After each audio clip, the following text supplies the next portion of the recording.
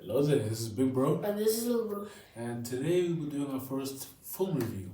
So about 6 days ago, we watched Spider-Man Across the Spider-Verse, and since we've already we've had some time to let it marinate in our minds and just seep in. I think now would be the best time to do a review of it. I'm assuming since it's almost been a week now, most people have watched it and it's past opening weekend. So I think now it's time to review it since that's something. If you're watching this, you should know that obviously there will be spoilers. So I think you're gonna click on this video without knowing that there are spoilers. So, anyways, given that this is I don't know the second Spider-Man movie in the past 2 years. Wait, not like Spider-Man movie in general. Spider-Man movie of Miles Morales, yes. In the past 2 years, I'm saying in general.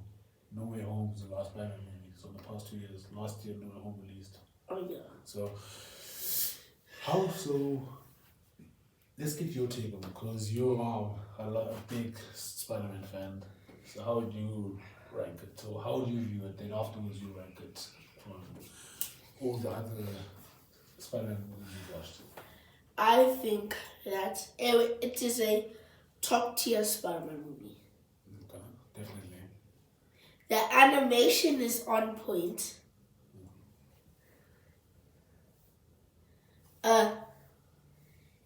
It has a good story, It does. and it had a lot of Easter eggs. Do you think it's an improvement from the first movie? From his first Miles Morales movie? Well, it's not an improvement to say that the last one was bad, but it is better. Okay. Fair. And out of 10, how would you rank it?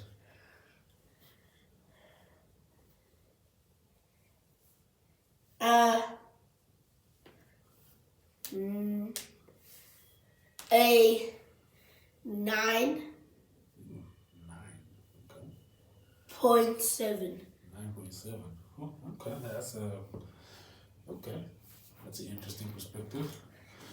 For me personally, I think it was an awesome movie. I really recommend anyone to watch that movie because I felt like adult, kid, doesn't matter. I think everyone can just feel that this is a very good movie and it's worthwhile. Considering like how many Spider-Man movies we've had over the years, or the past 2 decades actually, let's just say that in general. This is clearly like top 3 easily of all time Spider-Man movies. It's very great. And the thing that shocks me every time I watch like Into the Spider-Verse and now Across the Spider-Verse, the animation gets even better. Like this one, I liked the one thing like I really enjoyed is how they made with each universe, or for okay, I'll use an example with Gwen's universe. They use the color of the universe to match how she feels. Because remember when her dad hugged her? Yeah. Her dad hugged her. The whole room changed from that bluish, moody color to a bright pink. It was just. I don't know who the animators are for this thing is. I had to research that, but they are doing an awesome job. Because the first one was mind blowing. How this feels like almost like the next step after Pixar or Disney with how they ruled the animation game. I feel like now Sony just took a next step in it. And considering like they were guys who make like Minions, this is a good step up. I think Minions is bad. And no, I'm not saying it's bad. I'm just saying animation wise, it's just meh. Oh.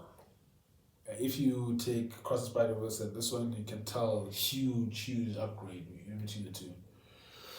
Story-wise, it's a great story, but the only issue I'll have with it is the fact that it's a two-part story. So it ends on a cliffhanger that is a mess. It's not like the It's supposed to be a cliffhanger. Of course, but there's a difference. Look, I'll use an example. Infinity War.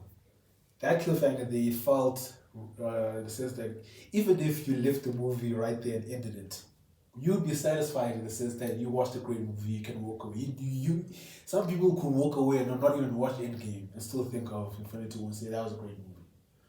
With Endgame, it closed it off. But personally, I felt with this one, it felt way too much like like the how can I explain better that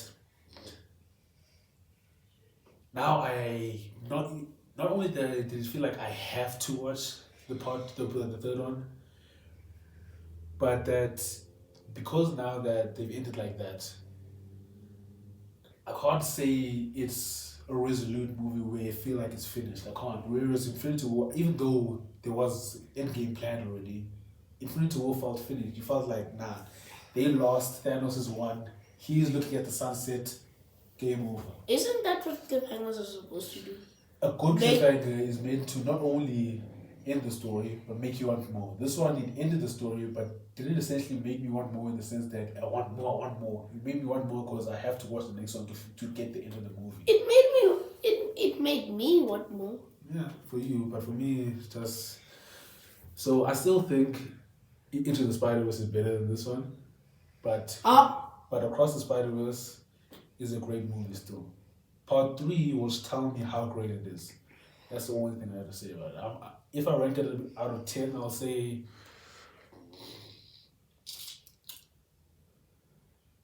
I still give it like a 7 or an 8. I'll still do that because it's a great movie at the end of the day. There's not a lot of flaws you can say in that movie. It's funny, it flows, it hits hard. Everything you want in a movie, especially that's not only aiming at kids but adults, it has it.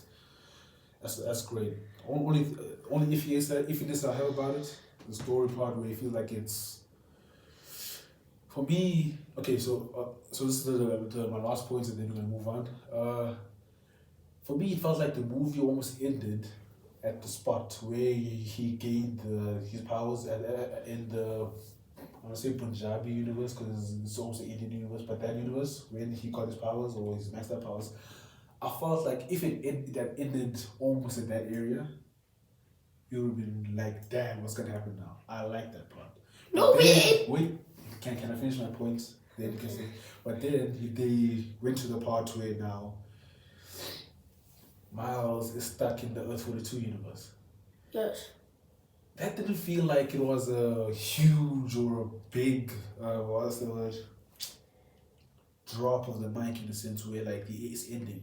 We already knew that he's gone to Earth 42 because they showed it to us. What do you mean? It did not. They did show it to. They showed it to us when the computer literally typed in his DNA code. It said Earth 42. If they, for example, had removed that part, way better. But the fact that we already knew where he's going, and we already knew he's not in his own universe, it changed that feeling. While some people didn't notice it. Well, then it's just my sharp eyes, then, even though I wear glasses. But anyways, out of all... No, but they did. But they ended the movie. Okay. They showed us that the Spot has arrived into 1610. Yes. The fact that it took that long for him to arrive, though, that's... Yeah, but anyways... I'm not saying it had a bad ending, I'm just saying it had a good ending that could have been better. That's all. It still had a great ending. It still makes me... Even though I'm still gonna watch the next movie, I'm not as excited as I was for this one. For the third one. Do you mean? Meaning, I'm not going into saying, hey, what's gonna happen? Main thing that right now that I'm thinking is, what's Spot gonna do? And what's gonna happen to the alternate version? Those are the only two questions I have, which are good. But not in the sense that I'm super excited for it or hyped for it. But let's get to the last part now. Out of 5, so I'm gonna say top 5, and I want you to rank all the Spider-Man movies you watched. Okay, I don't know which one is higher, but the first 2 are neck and neck. Okay. So, Spider-Man No Way Home, Across the Spider-Verse. Wait.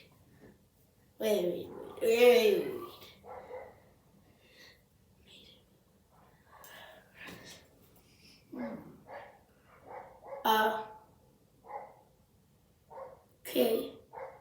Okay. Far From Home, Amazing Spider-Man 1, Spider-Man 3. Okay. For me personally, number 1, Into the Spider-Verse. Number 2, Oh, Spider-Man 2. Number 3, probably be No Way Home. Definitely No Way Home. Number 4, I'll give it to Across the Spider-Verse. Number 5,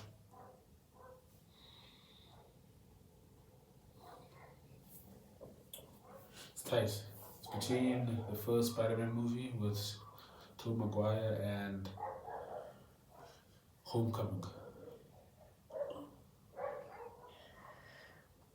But because for me it's nostalgia, the first one. wait, can I make an adjustment? Sure. Okay, number 1, No Way Home, Across the Spider-Verse. Okay. Into the Spider-Verse. You said Amazing Spider-Man and Far From Home. Amazing Spider-Man.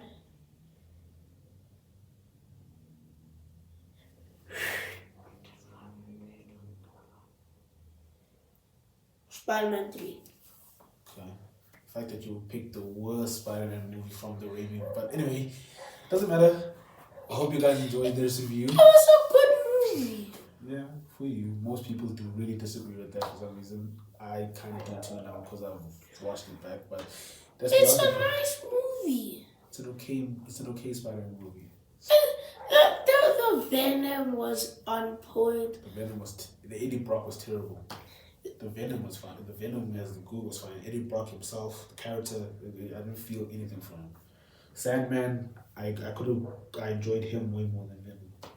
Harry, yeah, but anyway, given that this has already been a long video, and given that it was a first film review, I hope you enjoyed it. I hope we can do more of these so that, and I think the next one will probably be The Flash, right? Which will be releasing next week if I'm mistaken. But anyway, I hope you guys like, share, and subscribe because we really need those. Anything from you, Badger? Other than your some of your ratings are completely incorrect, but yeah, that's the only thing I have to say. It's a matter of opinion, but have a great So day, then why are you guys. saying that the Spider-Man 3 movie is a bad movie? Cause it's my opinion. Anyways, Exactly. I hope you enjoyed it, gents. Silence. Ladies too. Silence. This is the big bro. And this is Lil Bro signing off. You almost forgot me. Oh my god.